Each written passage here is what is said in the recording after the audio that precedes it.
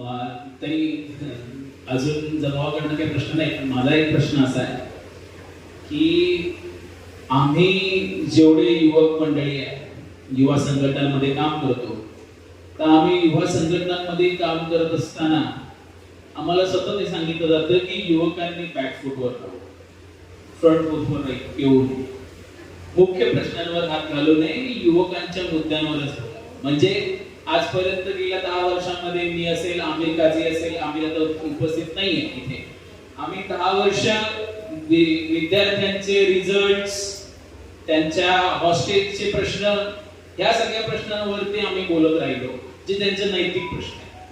पण आम्हाला असं वाटतं तो विद्यार्थी जेव्हा विद्यापीठातून 3 वर्ष होऊन बाहेर पडतो, मी स्वतः सिनेटच्या कमिटीमध्ये होतो, जेव्हा युवा सेनेचं होतं तेव्हा डाव्या पक्षांच्या लोकांना सिनेटमध्ये मेंबरशिप म्हणून, म्हणजे एक कमिटी असावी जो लेखाजोखा देतील, भाषण लिहून देतील. म्हणजे वैचारिक मंडळी फक्त भाषण लिहून देण्यासाठी अथवा एखादा ड्राफ्ट देण्यासाठीच असतात, त्यांनी समाजामध्ये जाऊन बोलू नये. कविता करावी तर ती कवी संमेलनामध्ये करावी, रस्त्यात उभं राहून करू नये, आंदोलनामध्ये करू नये. विद्यार्थ्यांनी म्हणजे इव्हन मी जेव्हा आझाद मैदानाला जातो, जेव्हा आम्ही एसटी कामगारांचा 9 महिने जो चाललेला मोठा लढा होता, आम्ही 9 महिने प्रत्येक दिवस त्या आझाद मैदानाला जात होतो संध्याकाळचे, त्यांच्या बरोबर असायला 2 ते 5. मग त्यावेळी जाताना आम्हाला पोलीस म्हणायचे तुमचा काय संबंध ह्या एसटी कामगारांशी. म्हटलं आहेत ना, आमच्या धमन्यांमध्ये लाल रंग आहे, लाल परी आहे, आणि ती लाल परीतून आम्ही फिरतो, लहानाचे मोठे झालो आम्ही त्या लाल परीमध्ये. मग आमचा एक नैतिक अधिकार आहे की आम्ही त्याचे ग्राहक आहोत, तर ग्राहकाने निदान आपली वस्तू वाचवली पाहिजे, म्हणून आम्ही वाचवतो.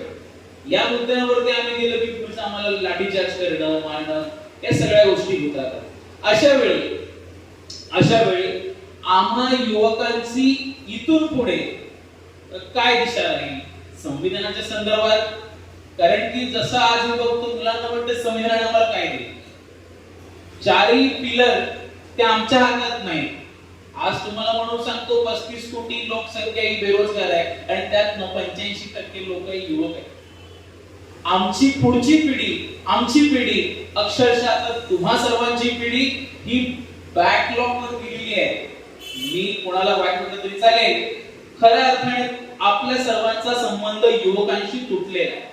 आपण बघू शकतो इथे युवक किती आहे, युवक येत नाही.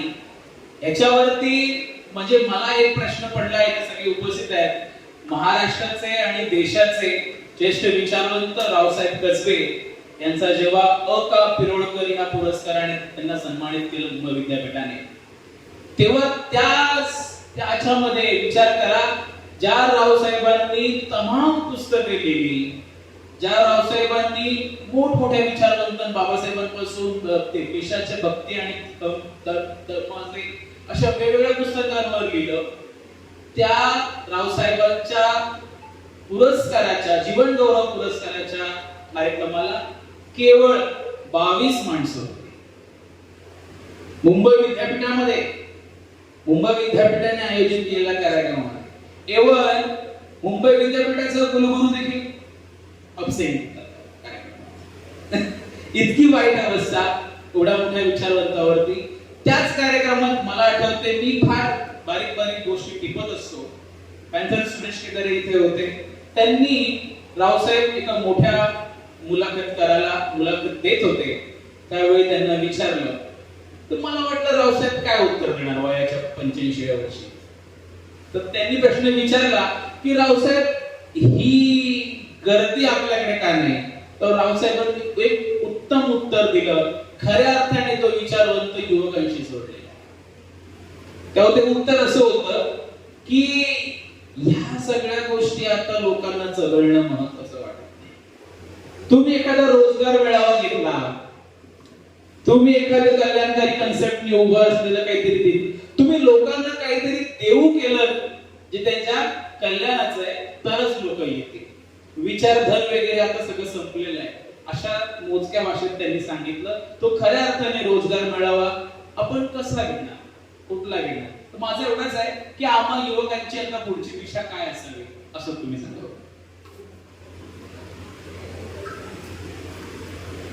अत्यंत मूलभूत प्रश्न आहे. प्रश्न काय माहितीये का, आता अशा कार्यक्रमांना तरुणांची गर्दी का होते, हा तुझा प्रश्न आहे ना. काळ असं बदलला की आता ही जी पिढी माझ्या समोर बसलेली आहे मॅडम, ही ध्येयवादी पद्धतीने काम करणारी पिढी होती आणि त्यांच्या प्रत्येक राजकीय पक्षाची एक आयडियोलॉजी होती. उदाहरणार्थ कम्युनिस्ट पक्ष असेल, शेतकरी कामगार पक्ष असेल, रिपब्लिकन त्यावेळेचं शेड्यूल कास्ट फेडरेशन असेल, अनेक एक ध्येयवादी पद्धतीने काम करण्याची एक वृत्ती होती आणि त्याच्यामध्ये व्यवस्था परिवर्तन होतं. व्यवस्था परिवर्तनाचा हेतू होता. आता झालंय काय, विशेषतः 90च्या नंतर, म्हणजे हे 70-80 पासूनच सुरू झालं मोठ्या प्रमाणात. 90च्या नंतर जे सांप्रदायिक राजकारण उभं राहिलं ते भावनेच्या मायावर उभं राहिलं आणि त्याच्यामध्ये काय झालं की तुमची जी विचारशक्ती आहे ती विचारशक्तीच गोठवली जाते. म्हणजे आता तुम्ही बघा, ज्या हिंदू मुसलमानांच्या दंगली झाल्या बाबरीच्या निमित्ताने, तर मुस्लिमांवर हल्ले करणारे बजरंग दलाचे लोक कोण होते? प्रामुख्याने ओबीसी मधले लोक होते. आणि या ज्या क्रिया घडतात ना, त्याच्यात दुसरं एक महत्वाचं कसं आहे, 90 मध्ये 3 गोष्टी प्रामुख्याने झाल्या आणि त्याचा परिणाम तरुण वर्गावर फार झाला. आता बुद्धिजीवी वर्ग जो असतो, चळवळीत येणारा बुद्धिजीवी वर्गाचं काम काय असतं, त्याचं एक आकलन असतं स्वतःच. आता पुस्तकं का वाचावीत, मगाशी काहींनी सांगितल्याप्रमाणे पुस्तकं वाचण्याचा फायदा असा आहे की तुम्हाला आत्मशोध घेता येतो आणि दुसरा त्याचा महत्वाचा फायदा किंवा कारण असं आहे, तुम्हाला एक दृष्टी येते, व्हिजन येते आणि मग तुमच्यामध्ये तुलनात्मक विचार करण्याची एक ताकद निर्माण होते. 90 मध्ये ह्या बुद्धिजीवी वर्गावर 3 पुस्तकांचा फार प्रभाव पडलेला आहे. डॅनियल वेलचा एंड ऑफ आयडियोलॉजी, त्याने असं सांगितलं की तत्वज्ञानाचा अंत झाला, विशेषतः रशिया कोलॅप्स झाल्यानंतर. आता हे विचार वगैरे काही राहिलेले नाही, हे एंड झालं, द एंड ऑफ आयडियोलॉजी. 92 ला फ्रान्सिस फुकुयामाचं एक पुस्तक आहे, एंड ऑफ हिस्ट्री. त्याने सांगितलं इतिहासाचा अंत झाला. आणि सॅम्युअल हंटिंग्टनचं एक पुस्तक आलं, त्यात त्याने सांगितलं क्रायसिस ऑफ सिव्हिलायझेशन, म्हणजे संस्कृती संघर्ष, अस्मितांचा संघर्ष.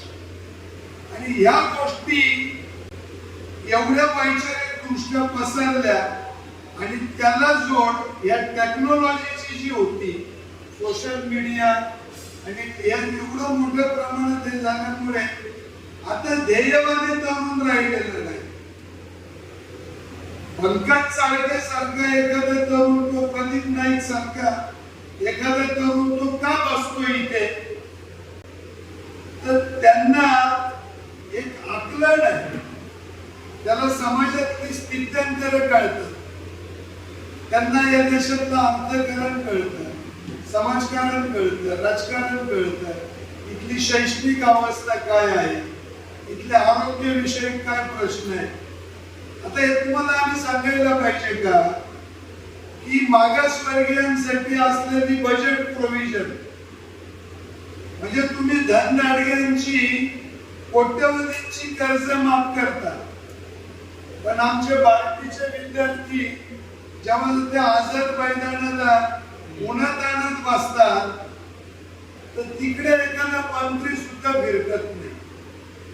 मी स्वतः मुख्यमंत्र्यांची, आमचे दिवाकर शेजवळ, आम्ही काही मित्रांनी इतका प्रयत्न केला, मुख्यमंत्र्यांना वेळ नव्हता तिकडे फिरकायला.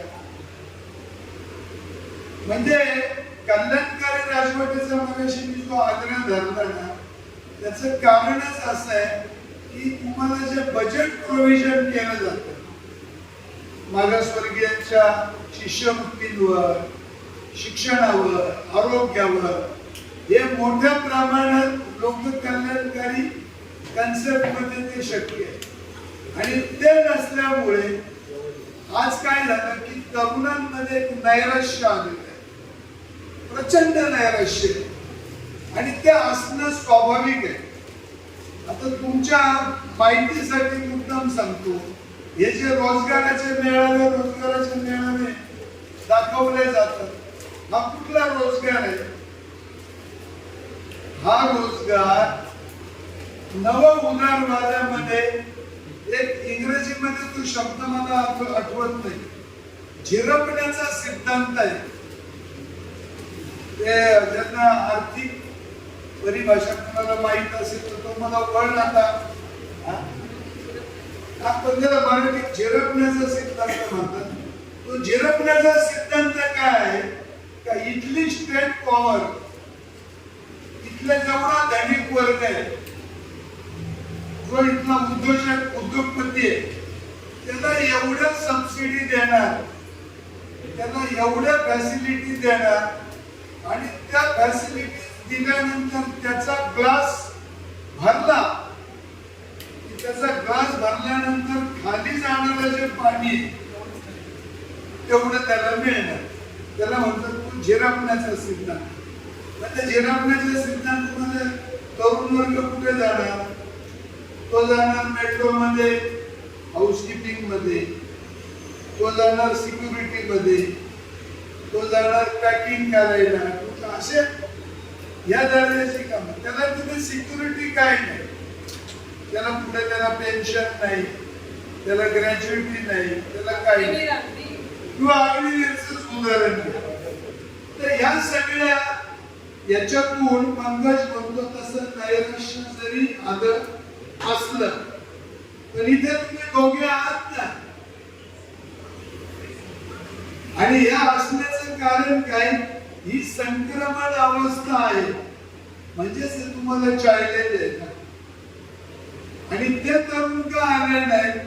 त्यांचं पोलरायझेशन झालेलं आहे. तुमचं पोलरायझेशन झाल्यामुळे तुम्ही इथे आलात. इथे पोलरायझेशन त्यांचं कसं करता येईल म्हणून ते एकत्रित कार्यक्रम आहे.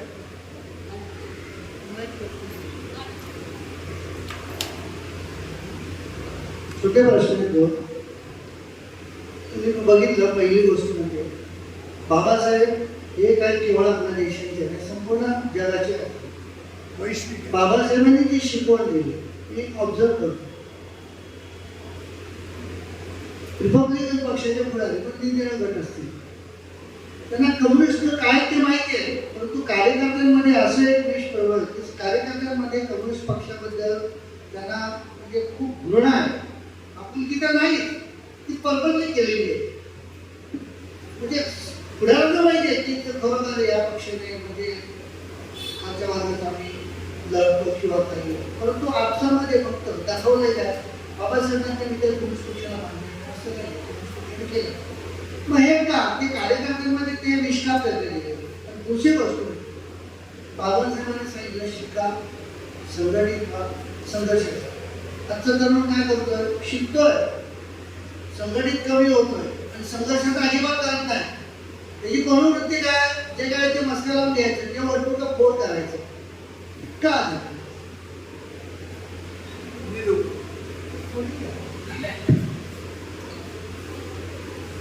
खरं तर हा प्रश्न आहे ना, कारण आपलं सर मी तुमच्या प्रश्नाशी पूर्ण सहमत आहे. आणि हे खरं आहे. म्हणजे आता तुम्हाला सांगतो, माझे नेते नामदेवदादा ढसाळ आपल्या भाषणात नेहमी म्हणायचे, ज्याचा स्वाध्याय बुडाला त्याचं जग बुडालं. आणि तो स्वाध्याय जर तुमचा नसेल तर आपली अवस्था ही अर्ध्या हळकुंड पिवळं झालेल्या माणसासारखी असेल. आता मी तुम्हाला सांगतो, मी काय मार्क्सवाल्याचा गाडा अभ्यासक नाही,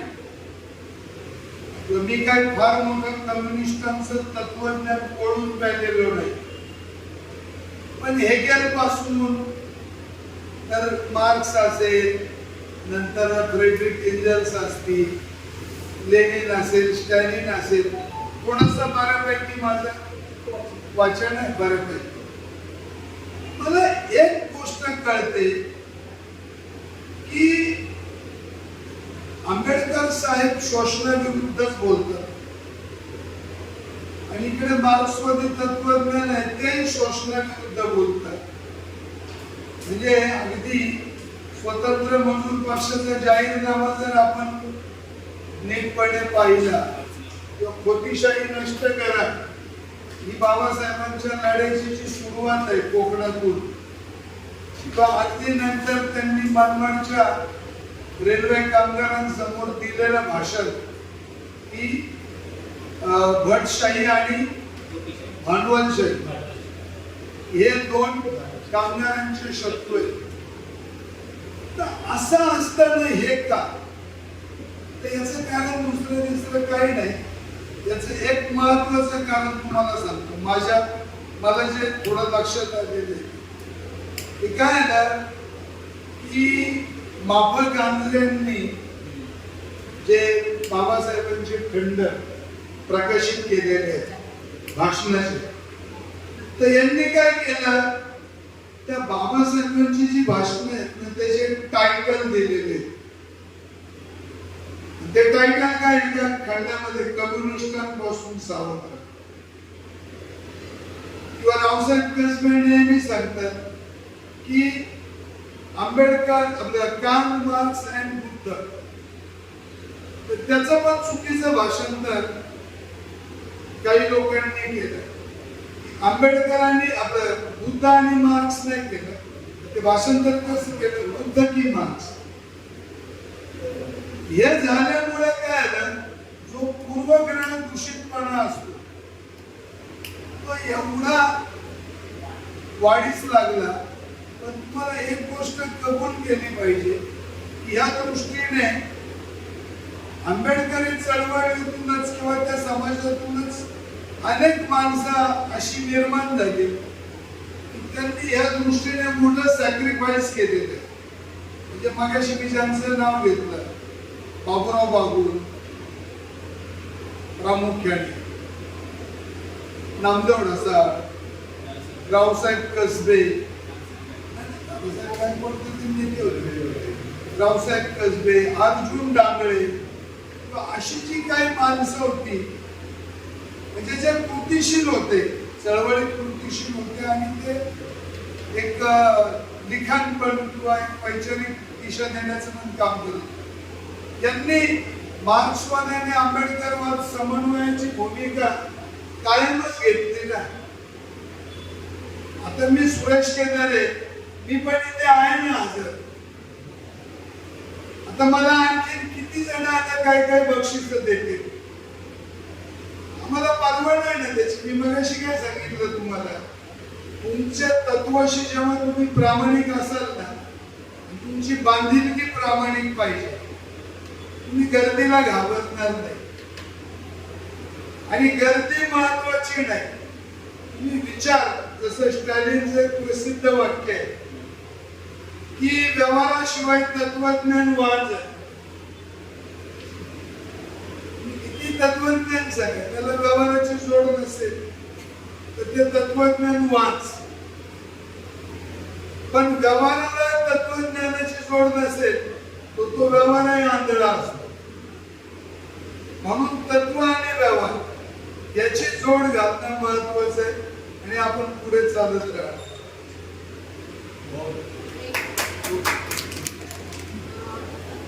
केदारे साहेबांनी एक 2 मिनिट करणार आहे. केदारे साहेबांनी आपल्याला भारताच्या पार्श्वभूमीवर, आपल्या देशाच्या पार्श्वभूमीवर काही उत्तरं दिली मला आणखी एक गोष्ट लक्षात आणून द्यायची वाटली उदाहरण की आता जग असं एकमेकाशी जवळ आहे, पण अजूनही अमेरिकेची दादागिरी आहे, त्यांचा ग्रुप आहे. तर वर्ल्ड बँक आणि गॅप वगैरे ह्याच्यातून तयार झालेलं पुढे त्याच IMF त्याचा किती इन्फ्लुएन्स आपल्यावर आहे आपल्याला कळत नाही. आणि राजकारते किती त्याच्याशी जुळून घेतात किंवा त्याला बळी पडतात. मी म्हणेन इंदिरा गांधींनी बांगलादेशाला व्यवस्थित सेपरेट करून एका मधूची डोकेदुखी बंद केली. अमेरिकेला त्यांनी दाखवलं मुद्दा त्या ठिकाणी सगळं चालले नाही. मी माझा एक अनुभव सांगते. ज्या वेळेला आपण म्हणतो शिक्षणामध्ये तुम्ही जास्त गुंतवणूक करा, शिक्षण हे सगळ्यांना मिळालंच पाहिजे तर त्यांचा हक्क आहे असं आपण म्हणतो, आरोग्य व्यवस्था, ट्रान्सपोर्ट वगैरे हे सगळं. तर ऑल इंडिया लेवलला ह्या निगोशिएशन चालू होती. मी त्यातली एक मेंबर होते. मी परत त्यांना सांगत होती की प्रगती याच्याशिवाय होणार नाही, शिक्षणावर खर्च केल्याशिवाय प्रगती होणार नाही. तुम्हाला शिक्षणावर खर्च करावा लागेल, आरोग्य सेवेवर खर्च करावा लागेल आणि त्याच्यासाठी अलोकेशन जास्त पाहिजे. सगळं झाल्यावर मला त्या सेक्रेटरीने त्यांनी चालवीच्या मला मॅडम तुम्ही जाऊ नका जरा थांबा. थांबले काय तुमचं सगळं बरोबर आहे, पण हे राज्य करते WTO ला बळी पडतात, त्यांच्याशी हे करतात, जुळवून घेतात, वर्ल्ड बँकेशी जुळवून घेतात. त्यांच्या ज्या कंडिशन आहेत त्याच्यावर आपण सही केलेली आहे. वेलफेअर ऍक्टिव्हिटीवर आम्ही खर्च करणार, वेलफेअर ऍक्टिव्हिटीवर आम्ही खर्च करणार नाही. म्हणजे शिक्षण असेल, मेडिकल असेल, ट्रान्सपोर्ट असेल, जे काही सर्वसाधारण माणसाच्या गरजा आहेत मूलभूत त्याच्यासाठी आपण वेगळं धोरण घेतलं पाहिजे. हे याला प्रेशर आहे भारतचं आणि तुमचं सरकार. पण इंदिरा गांधीपर्यंत नव्हतं, इंदिरा गांधीपर्यंत नव्हतं, राजीव गांधी पासून परत ते सुरू झालं. आणि तसं तुम्ही म्हणाला काँग्रेसमध्ये एवढ्या छटा होत्या, तसं राज्यकर्त्यांमध्ये अशा ह्याला बळी पडणारे, त्यांच्याशी जुळवून घेणारे, दुसरी काही कन्सेशन घेणारे असे लोक होते. त्यातून हे पुढे सरकार गेलं. पण शैक्षणिक धोरण जर तुम्ही कोठारी कमिशन पासून वाचलं पुढे तर तो कसा बदल आहे आपल्याला कळेल. आणि त्याला काय हे राजकीय जागतिक बदल जे आहेत त्या प्रेशरला जो आपण थोडंसं ते चांगलेच बळी पडतो. मध्ये इव्हन काँग्रेसमध्ये सुद्धा काही लोक ज्यावेळेस होते राजकारते, पण नरसिंहरावच्या काळामध्ये या सगळ्यामध्ये बदल झाले, बळी पडले आणि हळूहळू ते आहे हे वास्तव आहे. पण त्याची आपण घेतली नाहीये, कधीच घेतली नाही. पण मला सांगावं असं वाटतं की स्वतःचा काय अनुभव नाही असं शेवटच आहे. हा एक आंतरराष्ट्रीय राजकारणाचा भाग आहे आणि तुम्ही किती नाही म्हटलं एक लक्षात घ्या, अमेरिका वर्सेस रशिया हा दुसऱ्या महायुद्धानंतरचा एक 2 महासत्तांमधला संघर्ष होता. त्यानंतर आता त्या स्पर्धेमध्ये चायना आलेला आहे, चीनची त्याच्यामध्ये एंट्री झालेली आहे. अमेरिका हा नव उदारवादाचा पुरस्कर्ता आहे, पण त्याची धोरणं प्रकर्षाने राबवतात. म्हणूनच इंदिरा गांधींनी ज्या वेळेला 1970ला बँकांचं राष्ट्रीयकरण केलं, संस्थानिकांचे तनखे बंद केले, भूमी सुधार कायदे आणले, तर इंदिरा गांधीला हटवण्यामध्ये कोण होतं? त्याच्यामुळे हे सर्व चालू राहणार आहे. म्हणूनच मगाशी मी जे बोललोय ना, संसदीय लोकशाही आणि संविधान का वाचलं पाहिजे, तर त्या संविधानाचा मूलाधार हा समाजवाद आहे. त्या संविधानाचा मूलाधार धर्मनिरपेक्षता आहे आणि ते या सांप्रदायिक राजकारणाच्या म्हणजे वाटेतले मोठे अडचण आहेत आणि ते असल्यामुळे यांना यांच्या मनातली धोरणं राबवता येईल. आता मी तुमचा एका प्रश्नाचं मला आठवलं म्हणून उत्तर देतो. हा जो तुम्हाला प्रश्न पडतो ना, म्हणजे कम्युनिस्टांबद्दल आणि आंबेडकरवादी कार्यकर्त्यांमध्ये ही जी तटस्थता आलेली आहे किंवा एक थोडीशी आपलेपणाची भावना नाही जेवढी पाहिजे तेवढी, तर ती निश्चितपणे दूर होईल. याचं मी एक कारण सांगतो. 60-70चं दशक तुम्ही पाहिलेलं आहे. एके काळी म्हणजे कम्युनिस्टांना शह देण्यासाठी शिवसेनेचा जन्म झाला आणि नंतर 72ला त्यांना उभी राहिल्यानंतर जी वरळीची दंगल झाली, भागवत जाधवांचं जे हुतात्मा झाले, केवढ्या मारामाऱ्या झाल्या होत्या शिवसेनेच्या आणि दलित पॅंथरच्या. आज बघा काळाने या तिन्ही लोकांना एकत्रित आणते. म्हणजे हा वक्त का तकाशा आहे, याला काय म्हणतात, वक्त का तकाशा. फक्त याच्यामध्ये काय असतं निंबाळकर साहेब, आणि हे मी तुम्हाला सांगायला ना, तुम्ही अनुभवी आहात, मास्टर सॉरी देसाई साहेब. तुमची सिद्धांत आणि तुमची बांधिलकी जर परफेक्ट असेल ना, तर तुम्ही ह्या असल्या वादळांना संकटांना तुम्ही विचलित होत नाही. ज्या वेळेला पहिल्यांदा नामदेव ढसाळांनी शिवशक्ती भीमशक्ती एकत्रित आली पाहिजे ही भूमिका घेणारा पहिला माणूस नामदेव ढसाळ.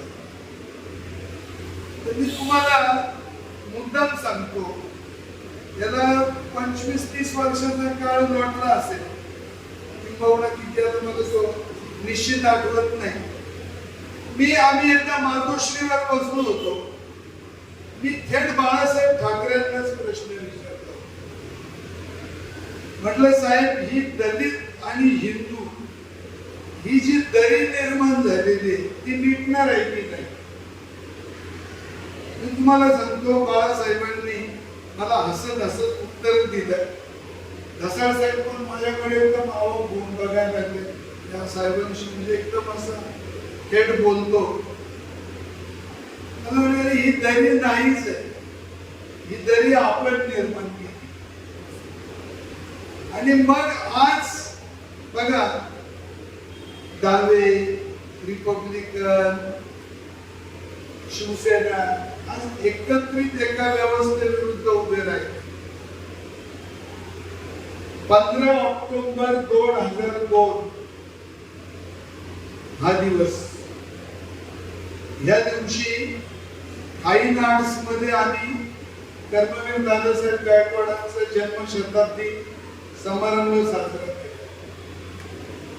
आणि त्या कार्यक्रमामध्ये आमचे चेंबूरचे कार्यकर्ते सिद्धार्थ पवार, त्या कार्यक्रमाला प्रमुख उपस्थिती उद्धव ठाकरे आणि प्रमुख मार्गदर्शन नामदेव ढसाळ. माझं एक छोटं मोठं भाषण झालं होतं त्याच्यामध्ये. त्यावेळेला लोकांनी आम्हाला किती काय काय दाखवले वाहिले असतात. आज एका प्लॅटफॉर्मवर तुम्हाला परिस्थितीने आणलेले आहे. मी तुम्हाला सांगतो, भविष्य काळात आंबेडकरवादी चळवळी, डाव्या चळवळी, परिवर्तनवादी चळवळी या सर्वांना एकत्र मोड बांधल्याशिवाय तरणोपाय नाही. अशी शेवट करताना आपण टीव्ही कामड्यांना काहीतरी म्हणायचं होतं सुरुवातीला. त्यांनी आपलं थोडक्यात मांडावं आणि तुमच्या कार्यालयात भाषा पण नाही करत. सर्वांना विनंती आहे, त्यांच्या कार्याला त्यांच्या कार्यालयात आपण सर्व हा परिसंवाद ऐकला. हे जे बॅनर आहे हे पाहिल्यावरतीच एक लेखणीची क्रांती आहे आणि एक आदर्शाची क्रांती आणि या क्रांतीला अनुसरून असलेला हा परिसर आणि त्याच्यातून घडलेला हा कार्यकर्ता आहे. मी त्या चळवळीचाच आहे. त्या चळवळीबरोबर मी वाढलेलो आहे. या 76 वर्षाचा आहे आणि ही चळवळ पाहिलेली आहे. त्या चळवळीला अनुसरणाने भाषण करत नाही, त्याच्यावर लिहिलेलं माझं मनोगत आहे. कांदा भाकर खाऊन वाढलेलं पोट, कांदा भाकर खाऊन वाढलेलं पोट आज तुपोळी खाते, त्यात काय आपल्या बापाचं जाते, त्यात काय आपल्या बापाचं जाते, त्यात काय आपल्या बापाचं जाते. मोमो गालीच्या वरती खेळताना फाटक्या वाकाची आठवण ठेवते, समजा नाही ठेवली आठवण तर त्यात काय आपल्या बापाचं जाते, त्यात काय आपल्या बापाचं जाते, त्यात काय आपल्या बापाचं जाते. तसं सासूर आहे पोरग कधीतरी कापड खराब करते, म्हणून त्या पोराला आपटायचं, समजा आपटलं तर त्यात काय आपल्या बापाचं जाते, त्यात काय आपल्या बापाचं जाते, त्यात काय आपल्या बापाचं जाते. आता साता समुद्रा पड्या जाऊन आलेलं पोरग बोलत नाही लबाड, साता समुद्रा पड्या जाऊन आलेलं पोरग बोलत नाही लबाड, काळ्या मातीची आठवण ठेवते, गाव उसाच्या बाहेरच्या वस्तीची आठवण ठेवते, समजा नाही ठेवली आठवण तर त्यात काय आपल्या बापाचं जाते, त्यात काय आपल्या बापाचं जाते. शेवट सांगते की केदाराने जो उल्लेख केला त्याला अनुषंगाने जाऊ द्या पोराला आभाळात आणू द्या तारे खाली, दिले तुम्हा आम्हाला तर घ्या, नाही दिले तर त्यात काय आपल्या बापाचं जाते, त्यात काय आपल्या बापाचं जाते.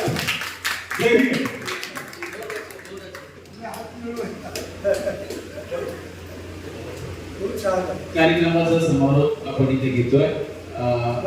तर कोणतेही औचित्य इथे न साधता आपल्या सर्वांनी इथे उपस्थित दर्शवली. खूप विलंब झालेला आहे. इथे आलेल्या प्रत्येक म्हणजे वक्त्यांचे आणि मान्यवरांचे आणि त्याचबरोबर श्रोत्यांचे देखील आभार, अनेक आभार. जय भीम, जय संविधान, क्रांतिकारी लाल सलाम. इस वीडियो को लाइक करें, हमारे चैनल को सब्सक्राइब करें और बेल आइकन जरूर प्रेस करें.